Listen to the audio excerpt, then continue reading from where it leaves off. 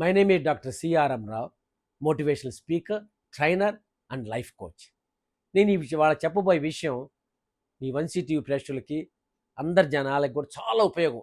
ఎందుకంటే ప్రతి వాళ్ళు నేను గ్రేట్, నన్ను మించినోడు లేడు, నేను తోపు, ఈ ప్రపంచంలో నేనంత గొప్పవాడు ఎవరు, ప్రతి వాడు ఊహించుకుంటాడు. కొంతమంది ఏమన్నా నేను అన్ఫిట్ అనుకుంటారు, కొంతమంది నేను టాప్ అనుకుంటారు. ఈ ప్రపంచంలో అసలు ఎవరు గొప్ప అని మన నారద మునీశ్వరులకి ఇది పురాణంలో గాథ చాలా ఇంట్రెస్టింగ్గా ఉంటుంది. ఆయనకు అనుమానం వస్తుంది, ఈ ప్రపంచం అందరికన్నా who is the greatest person in this world, అందరం గొప్పవాడు ఎవరు ఈ ప్రపంచంలో అని అనుమానం వచ్చి, ఈయన తెలుసు గాలి కొడితే ఎగిరిపోతాయి, ఫ్లడ్స్ వస్తే కొట్టుకొని పోతాయి, అగ్నిదేవుడు కోపం వస్తే మొత్తం తగలబడిపోతాయి, కాబట్టి వీళ్ళు అందరికన్నా గొప్పవాళ్ళు అని చెప్పి అగ్నిదేవుడు వరుణదేవుడు అందరికి వెళ్తాడు. నాయన మేమంతా అష్టదిక్పాలకులయ్యా, మేము ఇంద్రుడి దగ్గర ఉంటాము, మమ్మల్ని అంతా కంట్రోల్ చేసి ఇంద్రుడు ఏం చేస్తే మేము ఏం చేస్తాం, మాకన్నా ఇంద్రుడు గొప్పవాడు అంటారు. సో ఇంద్రుడి దగ్గరికి పోతారు. సో ఇంద్రుడు అంటాడు, నాకేం తెలుసు అయ్యా, మా గురువుగారు బృహస్పతి, ఆయన ఏం చెబితే అది నేను చేస్తాను, నాదేం లేదంటాడు. నాకన్నా బృహస్పతి చాలా గొప్పవాడు అంటాడు. సో బృహస్పతి దగ్గర పోతాడు, దేవతల గురువు దగ్గరికి. స్వామి మీరే అందరూ గొప్పవాడు, ఇంద్రుడు చెప్పాడు, నాదేముంది నాయన, నాకు తెలిసింది 1%, బ్రహ్మకి తెలిసిన దాంట్లో నాకన్నా చాలా గొప్పవాడు బ్రహ్మకి తెలిసిన నాలెడ్జ్ నాకు 1% ఉంది, నాకన్నా బ్రహ్మ చాలా గొప్పవాడు అంటాడు. సో బ్రహ్మ దగ్గరికి పోతాడు.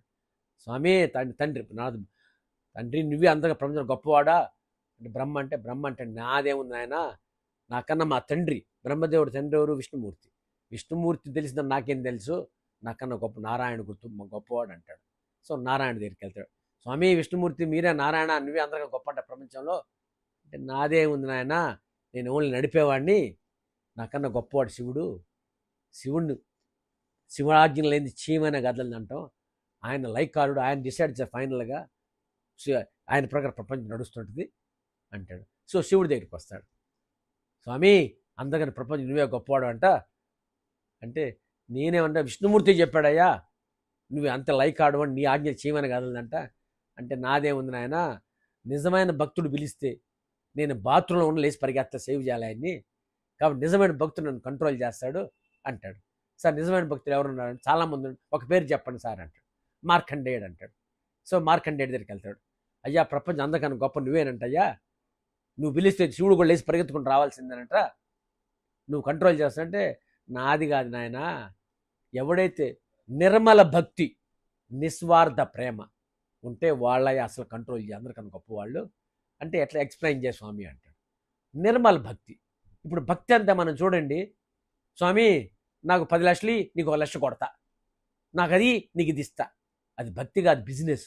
ఇప్పుడు మన భగవంతుడు ఏం చేసండి, నాకు అది స్వామి నీకు ఇది ఇస్తే ఏంది ఇచ్చేది, ఆయనకి ఎవరికి ఎప్పుడు ఇవ్వాలి అన్నీ తెలుసు ఆయనకి. నువ్వే మన లేని ఆలోచన పెట్టుకొని నువ్వు డిజైర్ అండ్ డిజర్వ్ ఏదైనా కష్టపడి చేయండి, నీ కోరుకుంటూ దాన్ని డిజర్వ్ చేయండి ముందు.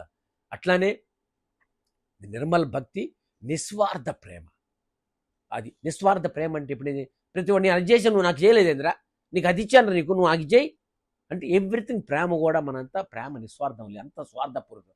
నేను ఇది చేయాలి అది చేయాలి అంటే, ఈ పిల్లలు నీకు అది చేశాను రా, ఎంతో కష్టం పెంచాను రా, నువ్వు నన్ను చూడాలి మంచిదే, చూడకపోయినా నిన్ను నువ్వు సెక్యూర్ చేసుకోవాలి ఫస్ట్.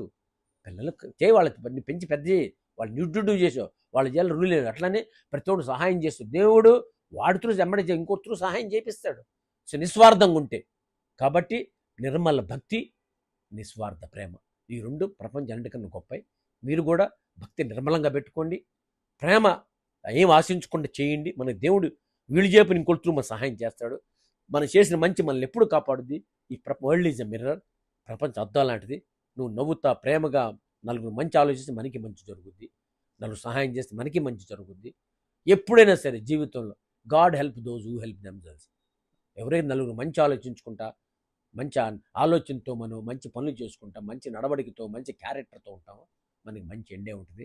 మీరు కూడా నిస్వార్థంగా ప్రేమ పెంచుకోండి, నిర్మలంగా భక్తి చేయండి. దేవుడి దగ్గర పీక్ చూటి పర్సనల్ క్వైట్ డైలీ ఒక 5 నిమిషాలు కూర్చొని, స్వామి నేను కష్టపడతాను, I want your grace, if you run alone it's called race, if God is with you it's called grace అని, గ్రేస్ కావాలి స్వామి అని శరణాగతి పొందండి. You trust him, then miracles will happen. And God is just like a tree, you want to shadow a tree, you must go under the tree. Tree కింద మనం పోవాలి, tree ఆటోమేటిక్గా మనకు తగ్గ షేడ్ ఇస్తుంది. ఎవరైతే మంచిగా ఉండి మంచిగా ఆలోచన, మంచి ఇథిక్స్, మోరల్స్ మంచి బతుకుతారో వాళ్ళ జీవితం ఎప్పుడూ ఆనందంగా ఉంటుంది. నా రోల్ మోడల్ అబ్దుల్ కలాం గారు. ఆయన మోడల్ చూడండి. ఆయన అంత గొప్పవాడు. ఆయన ఆస్తిపరుడు కాదు, అందగాడు కాదు, పెద్ద నాలెడ్జ్ కాదు. కానీ ప్రపంచంలో మన ఇండియాకి భారతరత్న వచ్చింది. సో అందరూ మీరు కూడా నిర్మలంగా భక్తి పెట్టుకోండి, నిస్వార్థంగా ప్రేమ చేయండి, దేశాన్ని ప్రేమించండి, కష్టపడి పని చేయండి, మంచి ఆలోచనలు పెట్టుకోండి.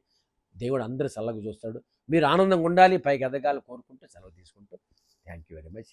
వంశీ ప్రేక్ష.